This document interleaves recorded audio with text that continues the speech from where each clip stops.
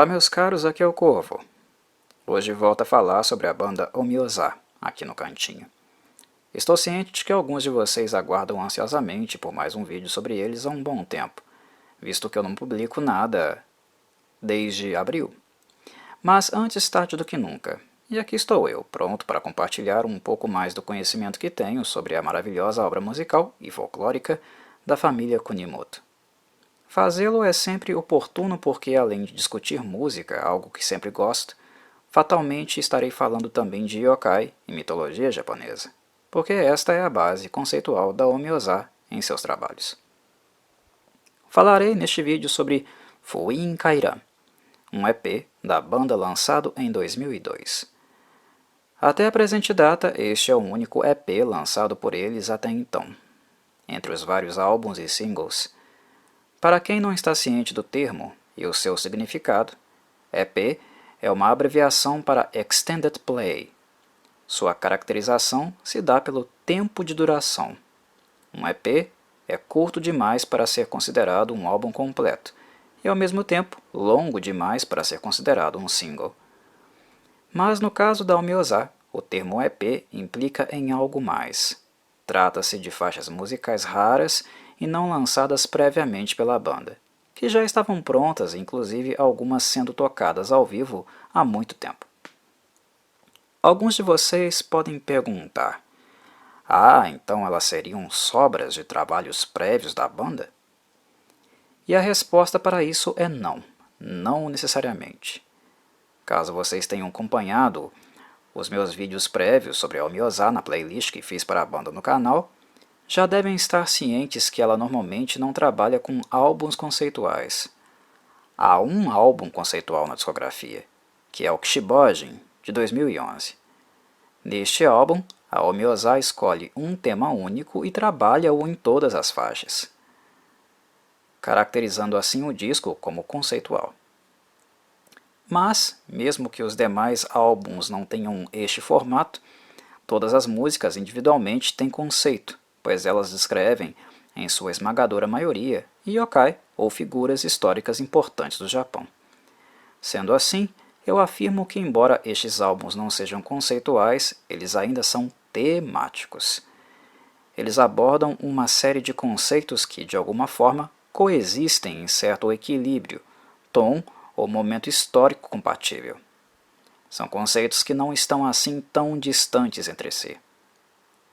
E isso explica um pouco porque as faixas de Fuin Kairan não foram usadas previamente, porque, de alguma forma, elas não se adequavam ao tom dos 3 álbuns anteriores. Matatabe, o principal compositor da banda, é alguém bastante metódico nesse sentido, visto que os álbuns da Omiyozá não pretendem apenas oferecer músicas, mas também uma aula de história, cultura e de folclore japonês. As 8 músicas de Fuin Kairan, que apresentarei e comentarei, são de muitíssimo bom nível.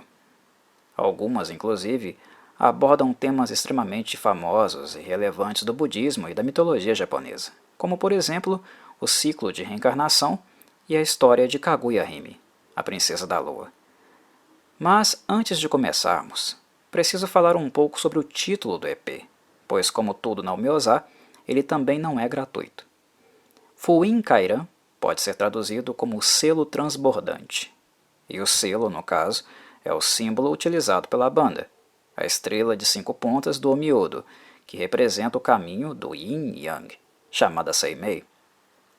Seu significado não pode ser confundido com aquele que encontramos na cultura ocidental, e eu falei sobre isso nos vídeos introdutórios que fiz sobre a banda.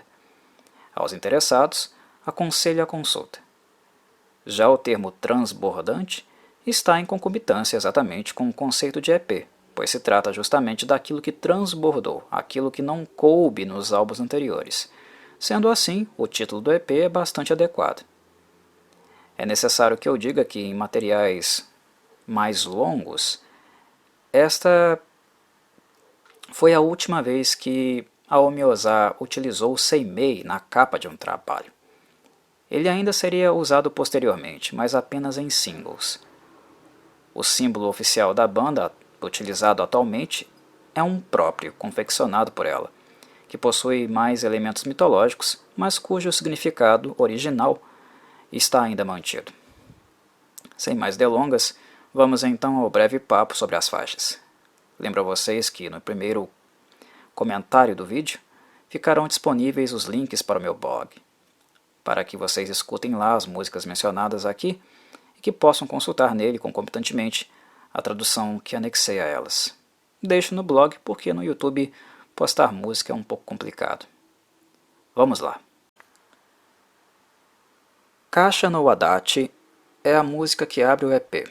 Seu tema principal é obviamente felinos, algo recorrente na banda que se constata pelos nomes artísticos de seus membros, por exemplo. O yokai homenageado, chamado Kasha, é um tipo de bakeneko, ou seja, um gato-monstro. Culturalmente, eles são apresentados como seres capazes de andar sobre duas patas e, fisicamente, podem ficar tão grandes a ponto de superar o tamanho médio de um ser humano adulto. Este yokai é associado não apenas a uma prática larápia, que mencionarei daqui a pouco, mas também à previsão do tempo. Normalmente se diz que seus dias preferenciais são os tempestuosos, com grandes pancadas de chuva, o que ajuda a explicar o poder elemental que o Kasha possui, os raios. No entanto, há versões em que o bakeneko também é representado com chamas e até mesmo com os dois elementos juntos. Algo bastante curioso nele é a sua característica ardilosa. Esse sacana tem algumas habilidades metamórficas e não raramente ele se esconde entre os humanos, disfarçado de gatos domésticos ou mesmo os felinos abandonados, de rua. É apenas quando estão de serviço que eles revelam suas verdadeiras formas e causam um completo alvoroço na vida dos japoneses. Ao contrário do que se possa imaginar, um Kasha não é um vadio. Ele tem uma tarefa a cumprir. Ele é um yokai que acredita-se ter sido enviado do inferno para roubar os corpos dos defuntos e levá-los para lá, para que sofram as devidas punições.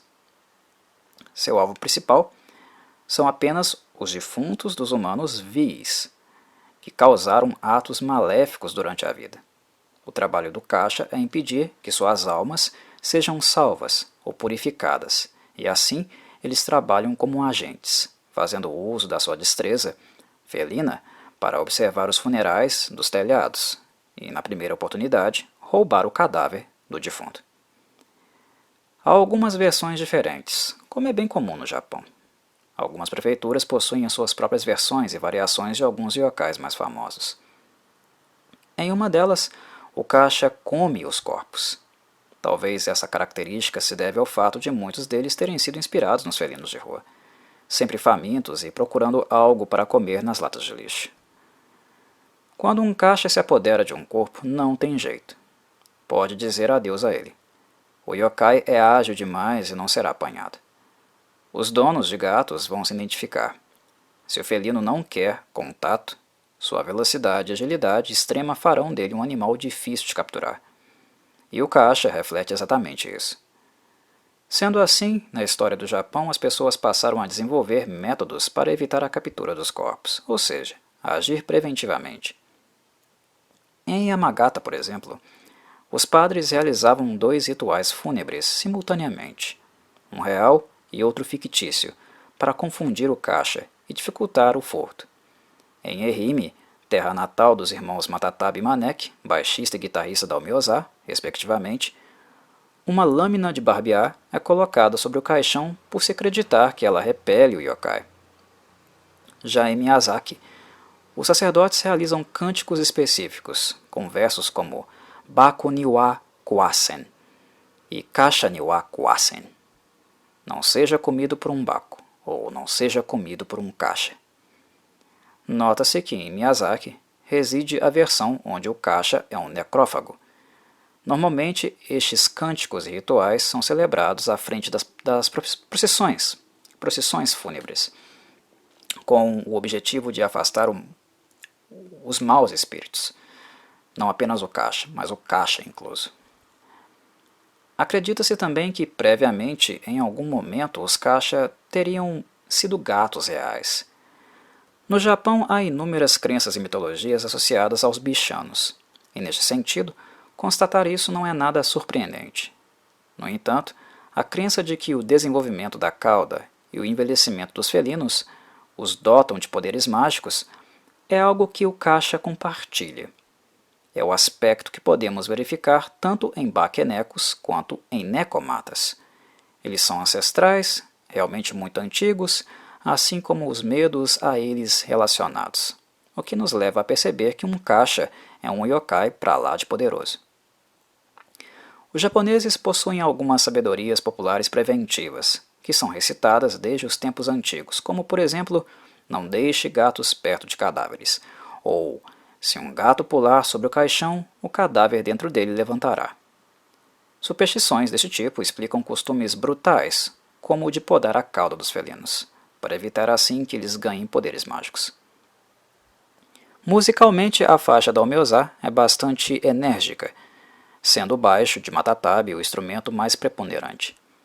Junto com a bateria de Tora, eles criam uma cozinha bastante sólida para que Manek e Karukan possam rifar, um continuamente e o outro com riffs intermitentes, que emulam a atividade da criatura que é narrada liricamente por Kuroneko.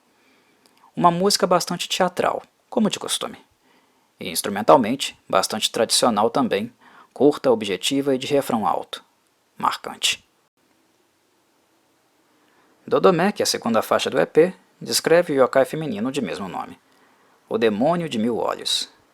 Toriyama Sekien foi sem dúvida o responsável pela maior popularização da Dodomek, a partir de fontes bibliográficas, principalmente devido ao uso de vários trocadilhos que ele fez em suas descrições.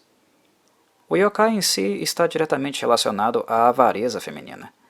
Este yokai certamente é utilizado para representar as Gold Diggers, mulheres que são reconhecidamente caçadoras de fortuna, e que só se aproximam de homens caso essa relação possa ser lucrativa para elas financeiramente. A Dodomek é descrita como uma mulher de braços longos, repletos de olhos aviários. No Japão, quando alguém diz que uma pessoa tem braços longos, isso quer dizer que aquela pessoa tem algum tipo de propensão para roubar. Não necessariamente é uma descrição física da pessoa, mas sim de um comportamento, uma tendência ao furto. E por isso, além dos vários olhos de pássaros que a cobrem, os braços da yokai são normalmente desenhados um pouco mais longos também. De maneira geral, as Dodomek são mulheres amaldiçoadas. Caiu sobre essas beldades de mãos leves uma maldição que as marcou grotescamente e também destruiu, obviamente, sua beleza física que era usada para iludir. A relação entre gosto por dinheiro, o furto e os olhos de pássaro, que nascem no corpo da Dodomek, se deve ao tipo de moeda de cobre que era usada no Japão, chamada dozen. A moeda tinha um buraco no seu centro, que culturalmente era chamado de olho de pássaro, devido à forma. Há uma lenda bastante popular relacionada à Dodomek, que relatarei a seguir. Conta-se que há muito tempo, num local onde hoje se situa a prefeitura de Toshigi, vivia um nobre chamado Fujiwara no Hidesato. Ele recebera o título de Kokushi, na província de Shimotsuki, por ter derrotado o rebelde Taira no Masakado. Certo dia, enquanto estava caçando, ele foi procurado por um ancião que o avisou que um Oni havia sido avistado no cemitério de cavalos de Utsunomiya, o que fez com que Hidesato pegasse seu arco e fosse para lá, com o intuito de investigar. A princípio, ele não encontrou vestígio algum do Oni, mas decidiu ficar por ali, até o anoitecer, visto que é a hora preferida dos demônios para se manifestarem. E assim, a monstruosidade faminta apareceu e não demorou para que começasse a devorar as carcaças dos cavalos que ali se encontravam. No entanto, Hidesato percebeu que este demônio não era Oni coisa nenhuma. Com aproximadamente 1,80 m, cabelos afiados, ele tinha o corpo coberto de olhos grotescos, característica bastante incomum. Furtivamente, Hidesato alvejou a criatura naquele que parecia ser o seu olho mais sobressalente, o que fez o monstro urrar de dor e partir em fuga para a floresta, até posteriormente desabar no sopé do Monte Myojin. Mesmo ferido, a criatura não se deu por vencida. Utilizando o restante da energia que possuía, o demônio rompeu em chamas e da sua boca saíram gases venenosos. que provaram ser eficientes e insuportáveis para Hitesato, que acabou vencido e teve que retroceder. No entanto, o corajoso guerreiro decidiu retornar no dia seguinte, mas o demônio já havia partido. Foi então que, 400 anos depois, durante o período Muromachi, finalmente a criatura retornou. Agora, numa aldeia que fora construída na encosta norte do Monte Myojin, uma série de eventos bizarros estava acontecendo. O sacerdote principal do templo havia sofrido ferimentos misteriosos e incêndios também inexplicáveis começaram a afetar o local. E foi assim que, num ato de desespero, o virtuoso sacerdote Shitoko foi convocado para averiguar a origem dos males que haviam caído sobre os residentes.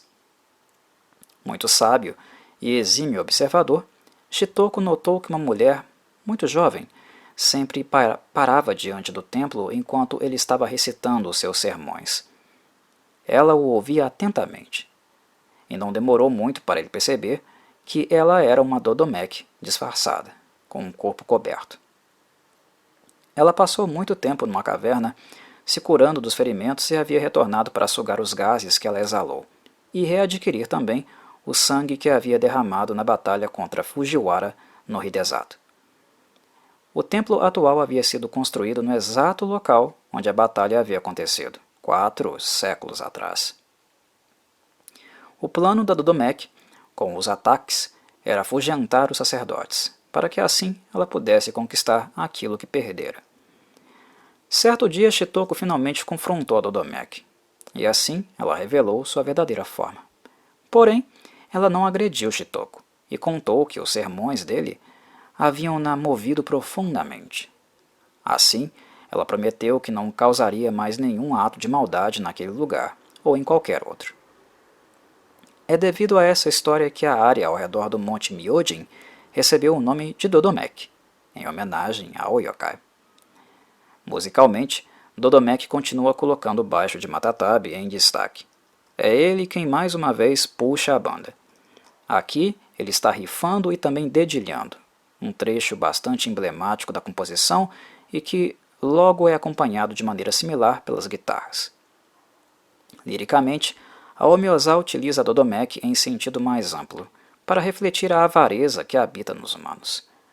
O verso roendo e lambendo as relíquias dos antepassados, e a menção da teoria do cotejamento, uma tendência plutocrática de entender a estrutura social, baseada no poder daqueles que têm mais dinheiro, são exemplos da crítica dura que a banda está fazendo na canção. O mal, a Dodomec, de certo modo pode ser encontrada na maioria das pessoas, principalmente se falarmos num país como o Japão, onde a sociedade exacerbadamente se organiza ao redor do trabalho e da máquina de fazer dinheiro. Ótima canção, um metal de primeira e dotado de muita acidez. Kamaitachi é um yokai tão antigo como esta música da Homyosa, já presente desde as primeiras composições que eles escreveram. Originalmente, o Kamaitachi veio da China para o Japão, como é comum e observado em vários aspectos da sociedade japonesa. O povo chinês teve um impacto gigantesco nos demais povos da Ásia, e muitos dos seus símbolos e vertentes culturais foram adaptadas ou sofreram modificações nos outros países, que em algum momento tiveram contato com eles em virtude principalmente de invasões. Essas doninhas, que juntas representam o yokai, são extremamente famosas e constantemente retratadas nos mais diversos tipos de mídias e produtos do Japão. É algo que faz parte do cotidiano. Aqueles que por lá viveram algum tempo devem se lembrar daquele vento forte em algumas estações do ano, daquelas rajadas que parecem cortar a pele. É isso, meus caros. Aí está o Kamaitachi, as doninhas com foices nas patas, passando como um turbilhão por você e deixando marcas na pele. No país, eles são mais conhecidos nas regiões de Yamanashi, Nagano e Niigata, o que é previsível. Nas regiões mais montanhosas, o vento sopra mais forte. Ali, os mais velhos sempre inundam as mentes dos mais jovens com diversas fábulas fantásticas sobre as doninhas da foice, que aprenderam a cavalgar nos turbilhões de vento e assim se divertem rodopiando com eles. Junto com os turbilhões, a capacidade de corte de suas foices foi acentuada. Seu pelo é espinhoso, como o de um porco-espinho, e não raramente o Kamaitachi adora rosnar, como se fosse um cachorro. O próprio vento faz barulho quando está muito forte, não é mesmo? Rápido e veloz, o Kamaitachi é impossível de ser visto pelo olho humano, apenas sentido. É uma experiência tátil, primariamente. Eles vêm e vão com um vento, assim como a música do Miyazaki, que utiliza um riff cavalgado, constante e veloz, em uma música muito breve, que inicia e termina bem rápido, uma das mais curtas da discografia. Importante ainda dizer que o Kamaitachi sempre vem em três. São 3 doninhas que passam e atacam rapidamente, não dando a oportunidade para seus alvos revidarem. Nos contos populares, cada uma das doninhas tem um papel a desempenhar. A primeira, corta as pernas da vítima, derrubando-a no chão. A segunda, usa as patas dianteiras e traseiras para causar vários cortes horríveis no corpo caído. E a terceira, adivinha? Aplica uma pomada mágica, que cura a maioria das feridas causadas pela segunda doninha, para que assim elas não sejam letais. A terceira doninha é a do contra. E é por isso que ela é retratada com um vaso ou saquinho junto ao seu corpo, onde ela guarda a pomada.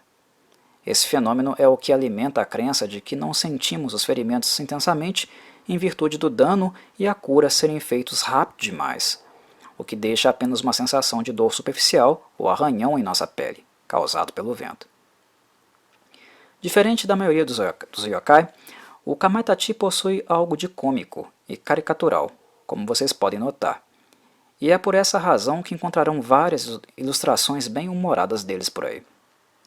Há quem diga que o termo é uma piada sobre o Kamaitachi, que é uma postura de luta com espadas. Mas também não raro encontrar, em várias regiões do Japão, explicações que associam a força do vento, a fúria do vento, com as doninhas. A música do Miyazaki assume todas as características citadas. Os riffs transmitem uma sensação de serem afiados e são realmente intensos e velozes. A música possui a intensidade que o vento possui, e como ele, chega e despede com muita rapidez, passando como um turbilhão. A utilização de tapping nas guitarras é algo esperado e que encontramos nos solos, tudo para deixar a música mais rápida e fazer as notas fluírem. O Tsusemi Ninpocho é mais um pergaminho ninja da Omyoza que se abre. O pergaminho ninja da cigarra é mais uma composição com o típico modus operandi ninja de escrita, ou seja, que estabelece uma estrutura e frequência de riffs que criam uma ambientação calorosa, adequada para cenas de ação. No entanto, embora a composição seja introduzida dessa maneira, esta característica não é a predominante em sua estrutura. Mais do que tudo, esta música é uma música de pesar, de alguém que purga a partida de uma pessoa que se foi, algo perfeitamente representado pelo shikimi, o anis estrelado japonês, uma planta considerada sagrada pelo budismo nipônico e que é utilizada como incenso, através da queima de suas folhas. Seus ramos normalmente são utilizados como oferendas em sepulturas budistas, algo que a protagonista da música está fazendo e derramando lágrimas de cor carmesim. As músicas do Miyazaki possuem um conteúdo poético muito acentuado e muitas vezes metafórico. Alguns dos significados são difíceis de apontar com precisão. Mas algo que eu particularmente noto é o fato do shikimi ser uma planta muito tóxica, que precisa de cuidado para ser manuseada e utilizada. Uma das razões para ser colocada em túmulos é também por isso. De certo modo, ela também possui propriedades pesticidas, repelentes.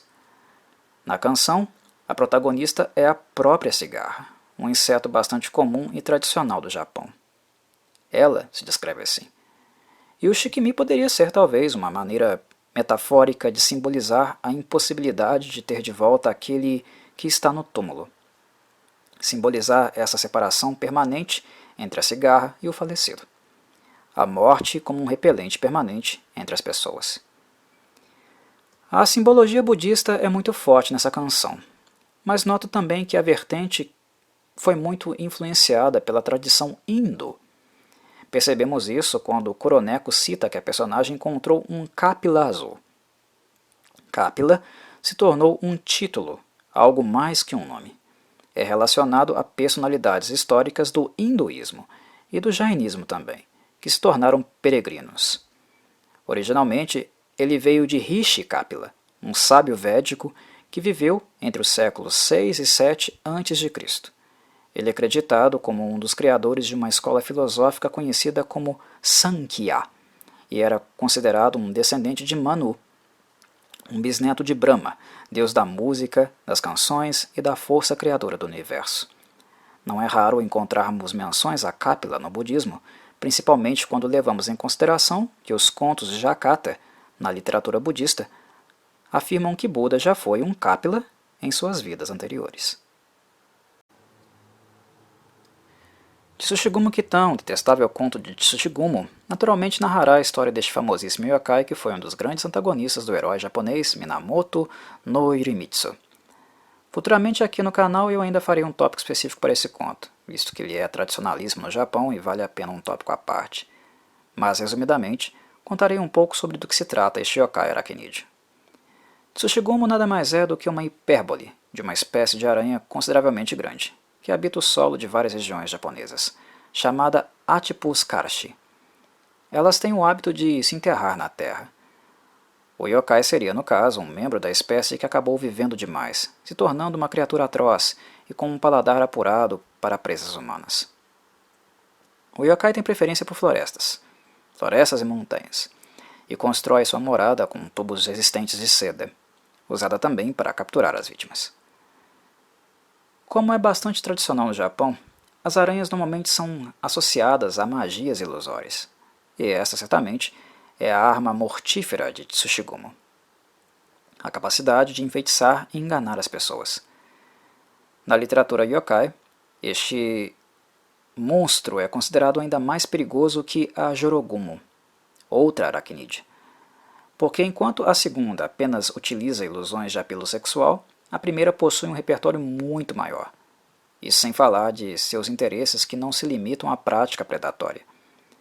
A Tsushigumo não apenas come para sobreviver, ela também é uma criatura ambiciosa. Os contos sobre Minamoto no Yorimitsu se tornaram muito frequentemente a fonte primária de consulta sobre este yokai, porque foram inúmeros os encontros entre ele e a criatura, várias as versões. Em uma delas, o yokai aracnídeo se disfarçou de servo para poder envenenar Minamoto, e a partir do momento que seus ferimentos não estavam sendo curados, o sagaz guerreiro passou a suspeitar do servo. Em determinada ocasião, por fim, ele o golpeou, o que fez com que este fugisse para a floresta. Seu ataque certeiro fez com que Minamoto quebrasse o efeito ilusório lançado pela aranha, e assim ele conseguiu ver que o seu corpo estava coberto de teias. Mesmo debilitado, o destemido guerreiro convocou um grupo de busca e seguiu o rastro do yokai, finalmente encontrando seu covil na encosta da montanha. Lá eles esperavam travar a batalha final contra a gigantesca criatura, mas acabaram descobrindo que ela já estava morta em virtude do golpe que Minamoto previamente desferiu. Em outra lenda, Tsushigumo não era um servo, mas uma mulher guerreira. Ela liderava um exército de yokai contra o Japão. No campo de batalha, as tropas humanas tremiam de medo diante das mais grotescas e intimidadoras criaturas. Minamoto, já experiente no assunto, alvejou a mulher primeiro, e assim o encanto foi quebrado, revelando que o exército não passava de uma ilusão. Semelhante ao conto anterior, eles rastrearam o covil do yokai aranha, que tinha fugido, mas lá tiveram que combatê-la novamente. Ao cortar o abdômen, Minamoto fez com que vários filhotes da Tsushigumo, do tamanho de bebês humanos, pulassem para fora, e eles também passaram a atacar os soldados. Depois de muito custo, Minamoto e os soldados finalmente mataram todos os yokai e retornaram para casa vitoriosos. Esta é a música mais longa do EP, algo que também é tradicional. Há sempre aquela que é longa e épica, e este yokai é mais do que compatível para uma música nesses moldes, graças à sua riqueza literária que facilita muito a construção de uma composição que possa explorar, teatralmente, os diferentes capítulos ou momentos retratados na narrativa. E é exatamente isso que a Omiozá faz. Musicalmente, esta é a música mais arrastada e também japonesa do EP. Muito exótica. Ela possui uma série de mudanças nas assinaturas de tempo. Primeiro ambientando, depois inserindo uma ponte melancólica, bastante melódica, que deságua então em outra mudança de tempo, agora um setor mais pesado e enérgico, que emula, instrumentalmente, a cena de batalha. Matatabe, não satisfeito, escreve de maneira tão exigente que ele até mesmo narra a fisiologia externa e, pasmem, também a interna do yokai. Mas o grande espetáculo, na minha avaliação, acontece quando a música faz algo que os contos não fizeram com refino. Dar a perspectiva dos fatos do ponto de vista da Tsushigumo também. A música mostra ambas as percepções, tanto de Minamoto quanto da Tsushigumo, enriquecendo a história de maneira significativa. Wabami Banzai, Viva os Beberrões, é a sexta faixa do EP. Uma faixa para quem realmente gosta de beber até o espírito sair do corpo. Bebedeira brava, regada a muito saquê e xoxo, é a tônica dessa faixa. O álcool aqui está sendo celebrado, a vassoura que varre a tristeza da vida mundana. Nela, a Omiozá vai brincar de Hyaku Monogatari mais uma vez, conceito que eu também já expliquei mais profundamente em vídeos prévios da banda. A história que inspira a canção é mais ou menos assim. Xixe, que desleixo da sua parte ficar bêbado e adormecer em um lugar como este. Ah, bem, hoje foi o seu grande dia, afinal. Quem poderia ter adivinhado? O pirralho que você era cresceu para se tornar um bom homem. Bem, desde que você me seguiu, acho que não é surpresa. Mas sabe, nós certamente tivemos que aguentar muitos dos seus truques bobos quando você era criança. Como quando você pegou os rabanetes do seu avô e tentou vendê-los no mercado. Você se lembra disso? Nós imediatamente flagramos você. Você estava atado à cerejeira no quintal e com certeza recebeu um belo puxão de orelha. Mas logo depois acho que fizemos um pouco de mingau de arroz quente para você. Mesmo agora, às vezes me lembro do rosto do seu avô, enquanto ele bebia saquê frio, com grande prazer, e observava você alegremente bebendo seu mingau, com lágrimas nos olhos. Ele riu e disse que nós três deveríamos tomar uma bebida juntos, quando você crescesse. No final, ele faleceu antes que pudéssemos cumprir essa promessa. A noite de inverno em que você nasceu, com certeza estava fria e nevava o dia inteiro. Mas, quer saber? Seu avô atravessou toda a neve porque mal podia esperar para ver seu neto. Ele sorriu com alegria quando viu o rosto corado do bebê berrando. O saquê que bebemos juntos naquele dia foi absolutamente delicioso. Ei, quanto tempo você vai dormir? Desta vez é a sua vez de se tornar pai, certo? Você não deve fazer sua esposa grávida se preocupar com você. Bem, acho que você não pode me ouvir. De qualquer forma, quando seu filho crescer, dessa vez vamos ter certeza de que beberemos juntos. Um urra aos beberrões das próximas gerações que virão. Ah, droga, que dia feliz. Essa pequena história escrita pela banda é um claro exemplo do nível de imersão e sensibilidade que ela consegue tratar de coisas teoricamente banais do cotidiano. Ao invés de lidar com a bebedeira apenas com a típica percepção pejorativa, que inclusive também está na letra da música, e que verão ao checá-la traduzida no meu blog, a Omiozá nos mostra também, de maneira simples, outros momentos sensíveis que o brinde de saquê pode representar. Algo que é parte da vida daquele povo, algo além de encher a cara e cair pelas ruas. É algo bonito, uma retratação dotada de uma sensibilidade que não perde a dimensão da ocasião e dos sentimentos envolvidos. Musicalmente tudo se complementa. Os riffs de guitarra usados por Maneka e Karukan transmitem uma sensação embriagada, como se simulassem um caminhar de um tonto. Já os solos possuem uma estética mais voltada ao blues, mais sentimental, o que pode ser ouvido claramente. É a principal influência de Maneka gritando alto aqui. Em termos temáticos, essa música não é apenas bem-humorada, mas um espetáculo de interpretação. Shinshoku Rini, Ciclo de Erosão, é a música que aborda o conceito de reencarnação no budismo. Retrata o ciclo de vida, morte e vida novamente.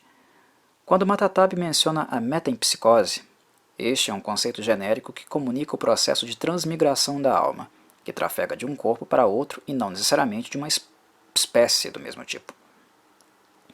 O baixista menciona isso liricamente várias vezes, visto que a metempsicose não se restringe à reencarnação apenas humana, mas à possibilidade de reencarnar em outros seres animais e até mesmo vegetais. Como se sabe, esta crença não é algo fundamentalmente oriental, muito pelo contrário. Ela praticamente chegou a todos os locais do mundo muito em virtude de ter surgido na antiguidade, com os egípcios. As demais sociedades que se seguiram, como gregos, romanos, chineses e indianos, fundiram tais conceitos em suas culturas, e nelas ela assumiu formas e conteúdos diferentes, com suas próprias regras. Por serem japoneses, certamente a Omeozai está abordando a metempsicose com um olhar budista, que pelo menos na vertente tibetana é algo raro de acontecer, mas ainda possível. Os budistas possuem um esquema bem complexo de reencarnação, descrita sobre vários contextos. Na doutrina, um ser existe num contínuo, onde algo essencial de sua natureza foi herdado de vidas anteriores e pode ser perpetuado em vidas futuras. A forma como a alma transmigra depende muito das ações e das propensões por elas geradas, o que leva a um ser a renascer como X ou Y, melhores ou piores, como um inseto, um animal, em estado invisível, ou até mesmo como um humano novamente. Discutir os esquemas de reencarnação da doutrina daria um tópico à parte, e é algo que eu creio que foge um pouco do propósito do vídeo. O importante é que vocês entendam o que está acontecendo aqui, do que se trata a música, o sentido da letra e também da estética sonora. Assertivamente, a Omeozai escolheu apresentar essa canção com a sonoridade típica do death metal. Nada mais adequado, porque o enfoque principal está na situação onde um corpo padece, se desintegra, antes de fazer a sua jornada, a transmigração. E assim, neste novo corpo, repetir o processo, passar a sofrer novamente o envelhecimento e definhamento. Como o gênero death metal lida justamente com isso, os processos de vida e morte, nada mais adequado do que esta direção ser adotada aqui. Esta faixa em especial é importante na discografia da Omeozai, porque é uma das poucas vezes que a banda optou por usar tal sonoridade. E isso só reforça algo que sempre digo nos meus vídeos, do quanto a banda é conceitual, muito atenta a tudo o que está fazendo, não apenas nas letras, mas também na sonoridade das músicas e o que elas representam. Elas também têm um significado. Para fechar o álbum, uma balada. Trata-se de Tsuku Hime, e sua função é retratar a maravilhosa história de Kaguya Hime, a princesa Kaguya, donzela da lua. Uma das histórias mais importantes do folclore japonês, que coincide com o próprio sentido atribuído ao principal cartão postal do país, o Monte Fuji. Eu traduzi e narrei a história de Kaguya aqui no canal, que é a mais conhecida como o Conto do Cortador de Bambu. Para aqueles que quiserem ouvir e aprofundar, eu vou deixar o card acima para vocês, para terem acesso a ele com mais facilidade. Resumidamente, a história de Kaguya se refere a um bebê do povo da lua que caiu na terra e foi encontrada pequenina por um cortador de bambu. Junto com a esposa, eles criaram a menina como se fosse sua própria filha. Em pouco tempo, ela cresceu bastante e se tornou uma donzela de beleza ímpar, e por esse motivo passou a ser cortejada por vários homens, a quem ela dava tarefas praticamente irrealizáveis, para assim evitar compromisso amoroso. Kaguya assim o fazia por ter consciência de que algum dia seu povo viria buscá-la, e desse modo evitava ter afeto por outras pessoas além de seus pais adotivos, para não sofrer demasiadamente na hora da partida, que ela sabia que algum dia aconteceria. E quando o momento chegou, claro, foi algo bastante emocionante e ao mesmo tempo doloroso. Embora tenha evitado, Kaguya acabou se apaixonando. Mas ela teria de partir. O povo da lua não lhe dava alternativa, e ir embora com eles era também uma forma de proteger a vida daqueles que amava, que tentavam a todo custo impedir que a levassem. Não entrarei em muitos detalhes para que assim não tenham spoilers excessivos de todas as nuances do conto, uma obra-prima do folclore japonês. Um texto completamente apaixonante, e que só poderia ser retratado com a mesma paixão e detalhe com o qual é narrado nesta música, algo que Kuroneko faz com muito brilhantismo. A vocalista escreveu a letra da canção e ela mesma interpreta os sussurros, os lamentos e sentimentos descritos por Kaguya durante a narração. Kuroneko praticamente se tornou a Kaguya. É um dos momentos musicais e artísticos mais brilhantes da carreira dela. Ela é definitivamente o grande destaque desta canção. Mas isso não quer dizer que os demais musicistas ficaram muito atrás. Enquanto balada, a música é escrita limpa, de forma acústica, combinando com a suavidade que representa não apenas o aspecto, mas o humor de Kaguya. Quando a música começa a utilizar a guitarra elétrica, primeiramente no solo romântico e finalmente no último setor, que ilustra a partida de Kaguya, é aí, meus caros, que vai dar aquele arrepio na nuca de vocês. Que coisa simplesmente linda! Um espetáculo de ambientação, de melodia e harmonia. Maneki e Karukan capricham e tocam com muito sentimento, a ponto daqueles que conhecem o conto ficarem com o coração partido, da mesma forma como ele termina. Tsukuhime é uma verdadeira obra de arte da discografia da Omiyozá, muitas vezes esquecida e pouco lembrada. Que música linda! Para aqueles que ainda quiserem ter ainda mais um gostinho da história de Kaguya, recomendo de maneira complementar a animação do sempre competente Estúdio Ghibli. Assim poderão considerar o seu ciclo de aprendizagem realmente fechado, vendo a retratação da obra em 3 dimensões diferentes: a literária, a musical e a cinematográfica. Vale muito a pena. É algo que, para aqueles que apreciam e amam a cultura japonesa, eu, Corvo, considero imprescindível. Chego então a mais um fim de jornada com vocês, meus caros. Espero que tenham apreciado, e como sempre deixo no primeiro comentário do vídeo as músicas aqui apresentadas, que poderão ser ouvidas e consultadas nas suas respectivas traduções lá no meu blog. Um forte abraço e saudações corvídeas!